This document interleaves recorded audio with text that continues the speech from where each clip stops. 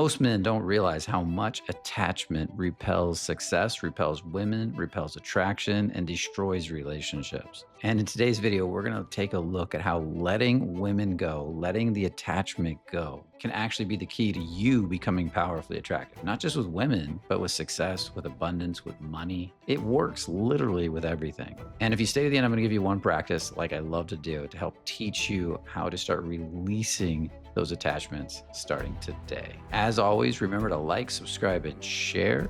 And let's get started.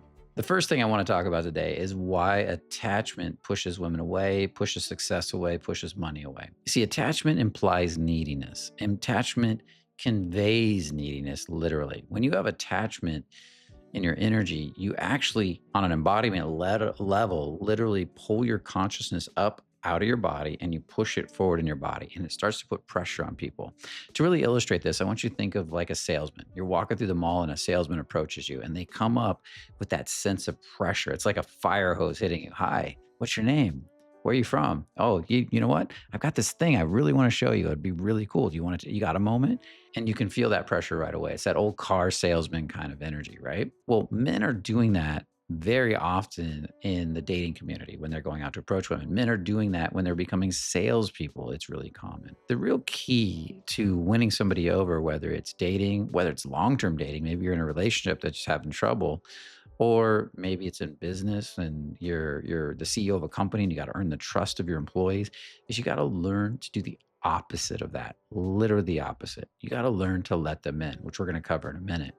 You got to learn to bring them deeper down into your reality, feel them, and then relate back to them. When you're in this needy state, this attached state, all that goes out the window. You start to process from up here, from your head, because all the wanting is an implied subconscious message to yourself, to the world, that you don't have. And if you have this sense inside of you that I don't have and I need this to be happy, I need this to get what I need this sale to pay the rent, well, then it's felt, and it's felt by everybody around you, and it begins to push people away, just like the car salesman, just like the needy guy approaching women, and it just doesn't work. Now, I'm going to give you one example. I remember I was sitting in a bar once. It was in New York City, and it was a restaurant bar, and this guy wanted to approach these two beautiful women that were sitting there by themselves having a drink, and they were kind of laughing at their own private table, having a great old time. They were a little drunk, and the guy was nervous. And they're two attractive Asian women. And I could see him from across the room walking over, trying to build up courage to talk to them. You could feel the neediness coming from across the room. And it went something like this. Excuse me. And there was a sense of literally a pullback in his energy as they're sitting over there. And he's like, hi, just want to say hi, don't mean to bother you. Do you hear the apologizing for being? That implies that neediness. Don't mean to bother you, and the energy being pulled back. Well, that's already saying I'm too insecure to fully show up as a man and say, I like you, I'm here to say hi, in one shape or form or another, right? I don't mean to bother you, but just thought you were really beautiful, wanted to, invite you over to have a drink with us. And his buddy was sitting over there. And of course, the women giggled, they laughed, they were drunk, and they're like, no, thank you. And they're very polite about it. But you could see that coming a mile away. It just wasn't attractive. It was needy. Now, if he was to slay this neediness and grow some balls and open his heart, and I feel for him because I was there at one time, so I say that kind of jokingly, and was to have walked over and said, damn, you ladies look like you're having a really good time. I just had to come say hi. What's your names? Something like that. Or wow, you ladies look amazing tonight. I see you both got dressed up. Damn, I had to come over and appreciate it a little bit. Something like that. Anything where he's having fun. It's not about him impressing them. It's about him finding that part of himself that can open his heart, feel really good, not neuter his words, and say like something super authentic and real for him. And then it lands, because that represents courage. That represents courage to be authentic, real, honest. And, I just wanted to meet you guys. What's your names? And open your energy and let them in. That's the key. That's what it's all about. That's the opposite of neediness. So hopefully from this example, you can see the difference between neediness and non-neediness. If you can, definitely put a comment in the video. So number two is I want you to think about letting go as creating space. It literally creates space for this connection, this receiving somebody. If you have an attachment or an aversion, but let's use attachment as an example, an attachment to meeting her, attachment to impressing her, and attachment to getting the sale, attachment to getting your employee to do what you want them to do, then what's going to happen is there's not going to be any space for connection. See, people really want to work hard for or connect with or date people that they respect, that they trust, that hear them, that see them. And if there's no space for all of that to happen, then there's no way she's going to want to go on a date with you. There's no way the employee is going to really, out of respect, want to do what you want him to do. He's not going to want to do a good job. He's just going to want to get his work done and move on. So think about it that way, that letting go creates space. When I'm no longer attached to the outcome, I can actually listen to this person in front of me. If I'm no longer attached to whether she rejects me or not, I'm going to be happy either way. And it might hurt, but I can handle it. I'm a man. Then suddenly I can pick up on subtle nuances. I'm not in my head anymore. I can notice that she looked down and got a little sad when she said, sorry, no, I can't. And I can pick up on that and go, oh, are you having a bad day? And she'll be like, well, yeah, something happened and I don't really want to talk about it. I totally get that. And now you can start a real conversation from listening because there's space. I totally get that. Sometimes we have a bad day. I've been there myself. And I had this conversation, not word for word, but pretty close, with a beautiful woman I met in Venice Beach, California. I worked my way through this bar, was really crowded, and I had to work around. She was sitting by herself, and I wanted to say hi to her. I walked over and said hi, and it was something very similar to what I just said. She rejected me at first. She was kind of heavy. I saw she was sad. I don't remember what exactly I said, but I just called it out and said, hey, what's going on? And she started talking to me and opened up. It turned out she caught her boyfriend cheating on her a couple of days before. And she was depressed. She was sad. She came to the bar to have some drinks and she wanted to be alone. But after I listened and heard her from creating space, what happened? She wanted to talk to me. She unloaded on me for a little bit. We had a great connection. We laughed. You know what? We were out together the next day in Venice Beach, having fun together, playing, having a good time. And it was a really awesome experience getting to know her. She was a sweetheart. And you got to remember that space, if it wasn't for me taking time to let go and not being worried about what she thought of me, I wouldn't have caught the moment to create that space. I talk about this a lot in my videos. I talk about being able to let somebody in so deeply that you can hear their subtle nuances, hear the changes in emotion. And that's what that does. The more you let go, the more subtle vibrations you pick up in the conversation of the person in front of you. You don't have to think about what to say. You know what to say. You can feel that little naughty twinge in her eye when she looks at you and you're like, oh, she's playing. She's flirting right now. It becomes obvious. So letting go creates space. It gets rid of the neediness, which blocks all that subtle communication. So number 3, releasing creates the freedom of non-neediness. It creates the freedom of outcome. It creates, basically that. It creates freedom from outcome. And freedom from outcome is so powerfully attractive on men to women. When you are truly free from outcome and you are truly being who you were meant to be at your core, and you're not worried about what the world thinks of you, you become highly attractive. Some guys try to fake freedom from outcome, and I don't want you to do that. That's also needy. When a guy's a dancing monkey, he's performing for women to get validation, and he appears free from outcome because he's doing all this expressive stuff and he's being a goofball. It's not the same thing. If you're doing it to get from her, to impress her, to win her over, she can feel it. She might laugh with you. She might laugh at you with her friends, but she won't get attracted to you. But when you're truly free from outcome, you're not afraid to say no. You're not afraid to set boundaries. You're not afraid to tease her, to play with her, to laugh with her. You're also not afraid to walk away, and you're not afraid to lose her. You're not doing it to get validation. You're doing it because it's the most authentic, free version of you. And trust me, there is a free version of you that loves to express emotions. It might start small, and it doesn't matter. That's attractive. It doesn't take, I always say this too, it doesn't take a lot. A little bit goes a long way. So a little freedom can pull her in and say, wow, this guy's interesting. I can feel that little freedom in it, and it's growing. That's sexy. Now, I want to remind you, releasing isn't about becoming apathetic. When you let everything go, you're not becoming apathetic.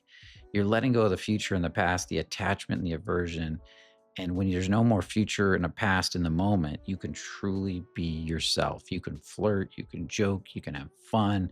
You're enjoying the now with her. And what else is a date about? It's not about the future and the past, even though you might be planning for the future and the past, feeling each other out. But the truth is it's about being in the now together, like taking her in, receiving her and saying, I'm enjoying this moment with my heart wide open, connected, feeling you with my grounding, with my turn on. And it's freaking hot.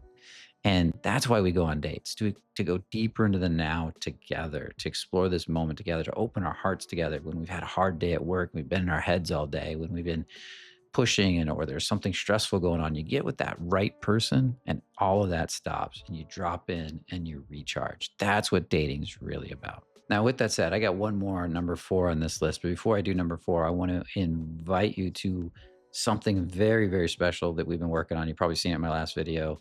It's my Croatia event. It's coming up really soon. We're going to do a little commercial right now. We have our first ever, and hopefully we have them on a regular basis, cruise coming up on a private yacht.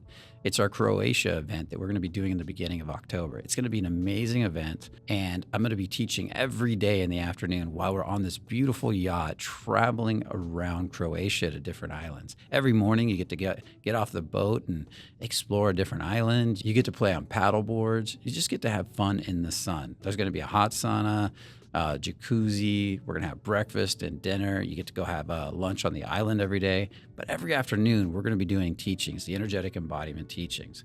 Now, this is going to be 4 nights. Last time I said it was 3 nights. It's actually going to be 4 nights, 5 days of teachings mixed with us bonding together and having fun. I did this when I went to Egypt and had an amazing time learning to kiteboard. Every afternoon, we had teachings about handling pressure and tension. And in the morning, we kite surfed, we kiteboarded. Basically, we learned to have fun. And I noticed the bonding nature of it. It was so powerful because we're all on this boat together. We're all having this adventures together, and it caused such bonding and such amazing growth. And it created a powerful learning experience. Well, I wanted to create this for you. I wanted to create this for my clients, and I want you to be there. So if this is something that sounds interesting to you and you want to have an adventure that you'll probably remember for a lifetime, and you want to learn the energetic embodiment principles, the letting in principles, the connecting principles, and you want to learn all this stuff where we do demos and practices together as a big group, then check out the link in the description for the Croatia event. So let's get into number 4 right now. Number 4, presence without pressure. You see, when you can be fully present with a woman, fully in the now, feeling all the tension of the moment, feeling the flow of energy between you and her, but there's no pressure, there's no attachment to outcome, it allows her to get closer. It allows her to sink in. It's like, who is this guy that can hold so much tension, can relax into it and just enjoy me? He just lets me in, takes me in. And I feel like I can reject him, I can push on him, I can play with him, and he doesn't take it personal. Or if he does, he recovers really quickly. Sometimes that's even better, by the way, secret. Sometimes when you do get reactive, and a woman hits you and you get a little reactive, but you recover and get it back, damn, that's sexy. Because now a woman knows you know how to recover. You're not perfect, but you know how to grow. And that's awesome to her. So presence without pressure. When you can give her space to be herself and you can set her free, that's something I talk about a lot too, is setting her free because you're free. You can invite her into her turn on, invite her into explore her naughty side with you, her passions, and she feels you're not going to judge her or make her wrong because you're not attached to outcome and you can just really enjoy her and watch her laugh and her smile. She starts to want to become more feminine for you. She begins to really enjoy dancing for you. She begins to enjoy wiggling and moving for you. And that's beautiful when you think about it. And as you begin to enjoy it and just take it in and relax, like the rock you are as a man, the masculine part of you, and you begin to let her flow through you, now she's beginning to seduce you with her femininity. You let her do it. You created the space for her to do it, and then she comes in and fills that space. And it's beautiful when you think about it. Create presence without pressure. Let her in. Let her fill up that space. Let her fill you up. Let her dance for you. Let her be feminine for you. It'll make her so happy. And trust me, it'll make you happy too. Now, before we get to the practice, I'm about to start here in a moment, the weekly practice I love to give out. I want to invite you to put a comment in the video. Let me know which one of these 4 really touched for you. If you've been practicing this, you've been practicing the principles in any of these videos, I would love to hear that. Or if you got any questions, because it helps everybody to grow. Let's move on to the next part now, the practice, the fun part, right? The part you get to put into practice for the next week and really begin to build your skill set in this area. So this practice is just a really simple letting go practice. Some of you have never experienced releasing or releasing an attachment. So I want to invite you into a simple releasing practice. And I want you to think about something that you got an attachment to. In this case, we've been talking about dating, but it could be money. It could be a relationship issue. It could be something more long term. It could be a health issue, something that's been burdening you or bothering you. On a scale of 1 to 10, I want it to be something less than a 5. I don't want it to be super high. A 4, something simple so you can get a good release. When things are around an 8, 9, 10, like 10 is your head's going to blow up. You got so much attachment. They tend to be harder to release. They tend to need a lot of different releases before they release. But the little stuff, 3s, 2s, those are great to start with. So pick something simple. I remember one time I told a guy I was teaching him this, and I said, pick something simple. And he said, I hate the bird scooters on the street. You know, the bird scooters that are in like all the cities in the United States and around the world that people pay. He goes, I hate those things. When I see them, I want to kick them, knock them over. I want to throw them over a cliff. And so we began the process with that. It was so simple. And it's a really simple process. So find your thing. It's probably not a bird scooter. If it is, it's great. Let's start with that. It could be something else. It could also be something simple, like when people hold doors, when you go into a store and you hold a door open for a lady and she doesn't say thank you. She just walks like right through like she's privileged. Or it could be when somebody speeds down your street a little too fast, or when somebody does a California roll on a stop sign. For those of you not in California, that's when they don't fully stop and they just kind of blast through the stop sign. Who knows what it is? You pick something, keep it something simple, and we'll go from there. Now you got it? Let's get started. I want you to take that thing and I want you to welcome the now based feeling of whatever it is. So, for example, if it was the bird scooter, what's the now based feeling of the bird scooter? Is it anger? Is it sadness? Is it judgment? Is it pride? How would you call it? What word would you use? Where do you feel it in the body? So there's the word, the judgment, the pride, the anger towards the scooters that are mad at them, and then where you feel it in the body. Maybe he feels his chest tightening or his stomach binding. Maybe he feels himself pull energy up from the earth. Maybe he feels himself get really narrow right here and focus. That could be the feeling of judgment. So we got the word judgment, we got the anger judgment, and then we got the physical reaction, the feeling. So what's that now-based feeling? When you got it, I want you to ask yourself, can I welcome it a little bit more? Can I just sit with it? Can I be with that feeling? Other ways to say it is, can I accept that feeling? Can I digest that feeling? Can I allow that feeling to change or evolve any way it is as I'm looking at it? It might be shifting, moving. Some of you, it might have already let go. And then after you've felt it for a little bit, I want you to ask yourself, can I let this go? And then can I let some more go? Don't have to let it all go at once. And can I let a little bit more go? And even a bit more. And now I want you to go back and see if there's any more intensity on that feeling. And if there is, I want you to ask again, can I welcome this now-based feeling? You might say there's more, the anger decreased 50%, or 75% or 25%. And you're going to welcome the remaining anger. Or maybe it turns into a little bit of sadness. Or maybe it turns into resentment. Can I welcome that now-based feeling? And then where I feel it in the body. And can I welcome it a bit more? Can I sit with it? Is there any part of me, ask yourself this, judging this? Is there any part of me making this wrong or right, good or bad? If there is, just notice that. And then I want you to ask yourself, can I let this go?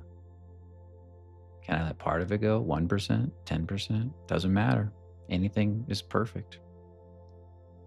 And then can I let a little bit more go?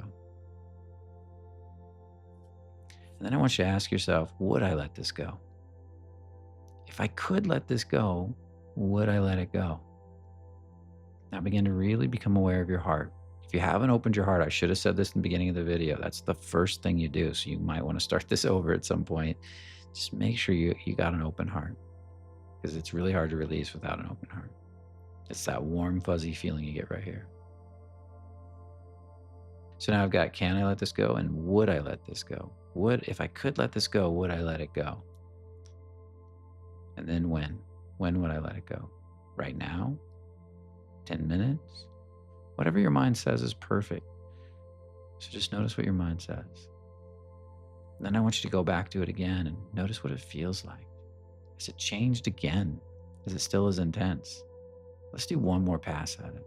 Can you welcome the now-based feeling? Can you accept it? Can you be with it? Notice if the emotion has changed. Notice if the feeling has evolved. Notice if you're judging the feeling, making it right or wrong, good or bad, making it mean something about you. Just be with that for a little bit. And a little bit longer. I want you to sit with it till you can feel that heart and you stop rushing. Just sit with it till the heart relaxes, you feel that warmth, and you begin to let go of the rushing. Now that you're present with the feeling, I want you to ask yourself, can I let it go? Take a breath, feel that.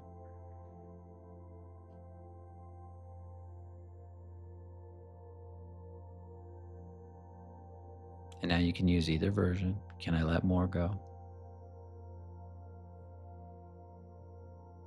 Maybe that works for you. Or maybe you change it to, would I let this go? If I could, if I can let it go, that's great. Would I let it go if I could?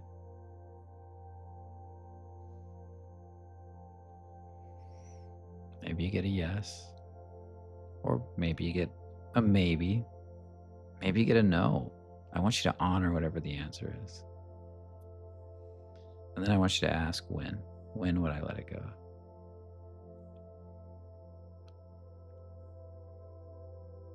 And then let it go. So as I do this, I want to remind you that the questions are, can I let this go? Can I let more go? Can I let a little bit more go? And even more go? And that's one way to ask the questions. Another way to ask the questions are, can I let this go? Or could I let this go? Would I let this go? And when? And that's just another way to do it. And you can make up your own set of questions. Anything that allows the heart to open and relax is perfect. It's not so much about the question. It's about that you relax into the question. And if you get resistance to the question, you feel this part of you that says no, honor that. The funny thing is when you hear a no and you say out loud no, sometimes you get a release. And it's kind of funny. You go no, and then suddenly it just softens. I had one student once, and he kept wanting to say yes. And I said, just say no. It feels like you want to say no. And he said no, and he felt better. And then I looked at him and I said, try saying fuck no. And he went, fuck no. And he started laughing and had the biggest release. And then he said, fuck no again, and got another release. And he started feeling better and better. I want you to think about that congruence is more important than just saying yes for yes's sake. And there's many ways to do this, and it goes deeper and deeper. And what I'll do, and maybe in the future, is I can explore different ways to release. And there's a lot more fun ways to do it, or creative ways to do it. Well, so I'll give that a consideration for a video in the future when I do the releasing videos. So with that said, I want you to remember that a woman is not looking for a man that's perfect or complete or whole. They're looking for a man that's free. And there's an important reason for that. And I really want you to hear this, that when you're free, the more free you become, you don't have to be perfect, but the more free you become with your own emotions, even if you're emotionally having trouble and you're like, but I can handle it. I can look right at it and be free with that experience of fear. And the more you own it and you say, I can handle it, like I just said, the more she has permission to be free too. The more you're free and the more you set her free, the more she's set free, the more she wants to set you free, and you two grow together. That's powerful. I'm always looking to set people free and give them more permission to be who they really are. And you're going to find the more you do that, the more they're drawn to you. And with that said, as always, remember to comment in the video. Those comments are really valuable to everybody. It helps us all to grow. It helps us all to learn. And with that said, remember only the courageous really live. Take care. Have a beautiful day.